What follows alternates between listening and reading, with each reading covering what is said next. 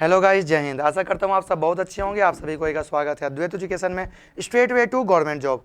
आप लोग जितने लोग भी हिंदी का प्रिपरेशन कर रहे हैं तो हिंदी के प्रिपरेशन में आप लोगों का एक और चार चांद लगाने के लिए एक और वीडियो लेकर आए हैं हम, और जो कि है शब्द भेद का वीडियो नंबर 3।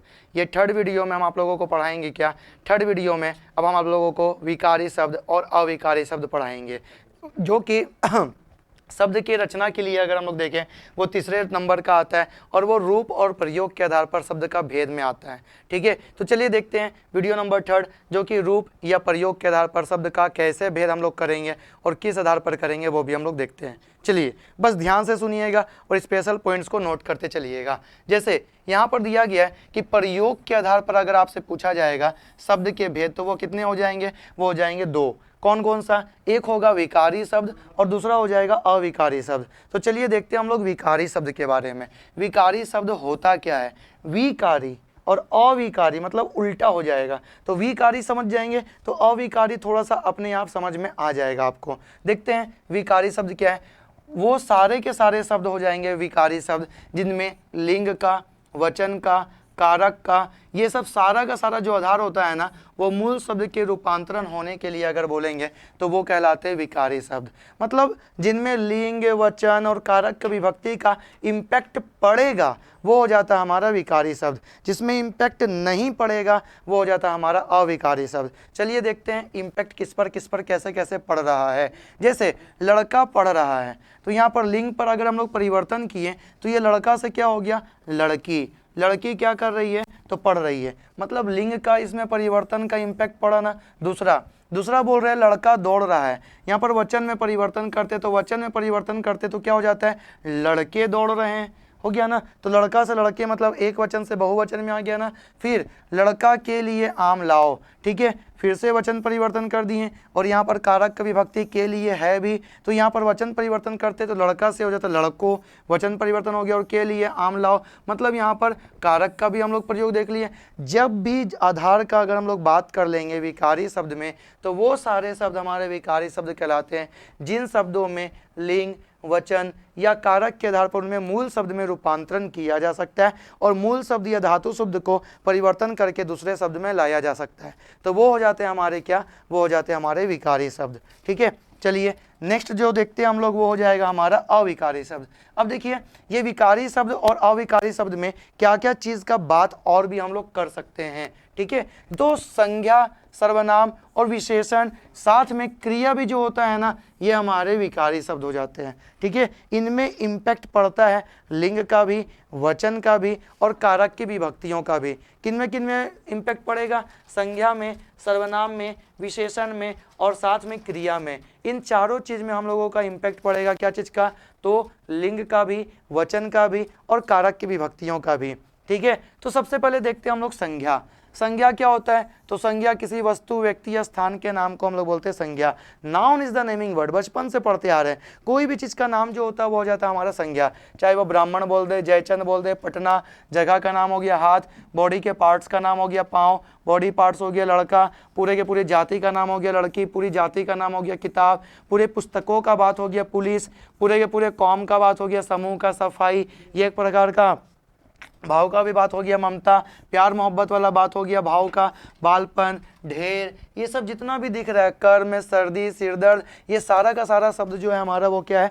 नाउन है। वो सारा का सारा शब्द हमारा क्या है? वो है संज्ञा। दूसरा सर्वनाम। बचपन से जानते सर्वनाम क्या होता है? संज्ञा के स्थान पर आने वाले शब्दों को हम लोग क्या बोलते हैं? वो सारे के सारे शब्दों को हम लोग बोलते हैं सर्वनाम। जैसे संज्ञा की जगह में आ जाएगा मैं, तू, वह, यह, उसे, इसे, जो, जिसे, कौन, क्या, कोई, ठीक है, सब, बिरला, ये सब क्या आ गया? ये सब सारा का सारा हमारा शब्द आ गया। ये सब सर्वनाम का शब्द जो संज्ञा के बदले में आएगा, संज्ञा के जगह में आएगा, संज्ञा के स्थान में आ जाएगा, वो हो जाएगा हमारा सर्वनाम शब्द। ठीक है, तीसरा नंबर का जो हमारा शब्द होता है वो होता है विशेषण। विशेषण को हम लोग इंग्लिश में बोलते हैं एडजेक्टिव। ठीक है, हम इंग्लिश टर्म इसलिए बता रहे ताकि कोई इंग्लिश वाले अगर रहेंगे बच्चे तो उनको प्रॉब्लम ना हो। ठीक है, नाउन, प्रोनाउन और एडजेक्टिव। अब एडजेक्टिव क्या होता है? संज्ञा और सर्वनाम का, नाउन और प्रोनाउन का जो विशेषता बता दे, जो उसका कैरेक्टरिस्टिक्स बता दे, जो उसके बारे में बता दे, तो वो हो जाता है क्या, विशेषण। जैसे अगर हम बोल रहे हैं यहाँ पर अच्छा, बुरा, नीला, पीला, भारी, मीठा, बुद्धू, सरल, जटिल, ये सब क्या हो गया, ये सब हमारा हो गया विशेषण। ये किसी ना किसी चीज़ का विशेषता बता देगा जब हम लोग वाक्य में प्रयोग करेंगे तो, ठीक है, तो वो हो जाएगा हमारा विशेषण का शब्द। फिर नेक्स्ट नंबर में जो आता है वो आ जाता है हमारा क्रिया। अब क्रिया क्या है, तो क्रिया का मतलब कोई भी काम, जिसको हम लोग इंग्लिश में क्या बोलते हैं, वर्ब, ठीक है। क्रिया का मतलब होता है कोई भी काम जो हो रहा है या चल रहा है, उसी को हम लोग बोलते हैं क्रिया। जैसे खेलना, कूदना, सोना, जागना, लेना, देना, खाना, पीना, जाना, आना, जितना भी काम आप दुनिया में करते हैं, जितना भी काम आपके द्वारा होगा, वो सारा का सारा काम आपका क्या कहलाता है, वही सारा का सारा काम कहलाता है क्रिया। क्रिया का मतलब है किसी काम का करना या होना, वही कहलाता है क्रिया। कोई भी काम जो कर रहे हैं, कोई भी काम जो हो रहा है, ठीक है। चलिए अब आगे जो दूसरा नंबर का भेद है, और VVI आपका एग्जाम में क्वेश्चन जो बनने का है यहीं से बनता है, ठीक है, और यहीं से आपका क्वेश्चन बनेगा और आपको 1 नंबर देकर जाएगा, जो कि हो जाएगा हमारा अविकारी शब्द। अब ये अविकारी शब्द क्या है, जिन शब्दों का प्रयोग मूल रूप में होता है और जो लिंग, वचन या कारक, स्टार मार्क दे दीजिए, जो लिंग, वचन या कारक के आधार पर उनमें कोई भी परिवर्तन नहीं होता है, वही वाले हमारे शब्द हो जाते हैं, उसी को हम लोग बोलते हैं क्या, अविकारी शब्द। और ये हमेशा एक से रहते हैं, और यही अविकारी शब्दों को हम लोग क्या बोलते हैं, एक अर्थ में हम लोग इन लोग को बोलते हैं, सारे के सारे शब्द को अव्यय शब्द, ठीक है। मतलब अविकारी शब्द को बोल दे या अव्यय शब्द को बोल दे, दोनों के दोनों टर्म एक ही हैं। क्यों, क्योंकि इन सारे शब्दों पर भी लिंग का, वचन का और कारक की विभक्तियों का कोई परिवर्तन नहीं होता, उनका कोई इम्पैक्ट नहीं पड़ता, कोई भी उस पर अगर उसको प्रयोग कर ले तो कोई भी उसमें अर्थ में परिवर्तन नहीं करेगा, तो वही हो जाएगा हमारा क्या, वही हो जाएगा हमारा अविकारी शब्द, ठीक है।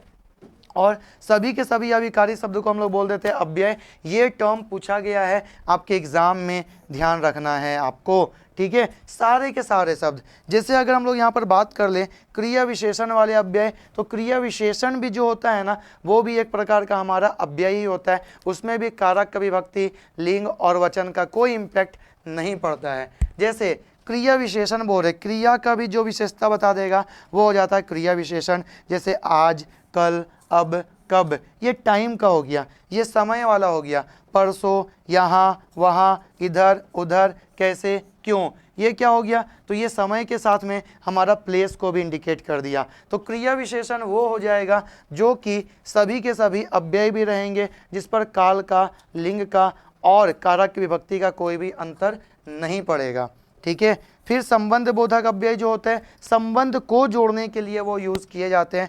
जैसे में, से, पर, के ऊपर, ठीक है, के नीचे, किसे, आगे, से, पीछे, की ओर, जब जोड़ने के लिए कोई वाक्य का प्रयोग करेंगे, जैसे मैं तेरी ओर खींचा चला आया, तो की ओर, तेरी की ओर, ठीक है, पीछे से, ठीक है, फिर वैसे से आगे, ठीक है, मैं तुमसे आगे रहूँगा, से रहूँगा, से आगे, है कि नहीं, मैं तुम्हारे नीचे रहूँगा, ठीक है, मतलब रैंकिंग का अगर हम लोग बात कर ले तो, ठीक है, पर मैं तुमसे आगे निकल के रहूँगा, वही चीज़ है। मतलब जब भी हम लोग संबंध बोधक का अगर हम लोग बात कर लेंगे, जो कि एक अव्यय भी होता है, जिस पर कारक की विभक्ति का या फिर लिंग का या फिर वचन का, हम ये टर्म को बार बार इसलिए रिकॉल कर रहे हैं ताकि आपके माइंड में सेट हो जाए कि कोई भी अविकारी शब्द जिस पर कारक की विभक्ति का हम लोग बात कर दें, जिस पर हम लोग अगर बात कर दें लिंग का, जिसमें हम लोग बात कर दें वचन का, इम्पैक्ट नहीं पड़ता है, ठीक है। तो संबंध बाधक, संबंध बोधक,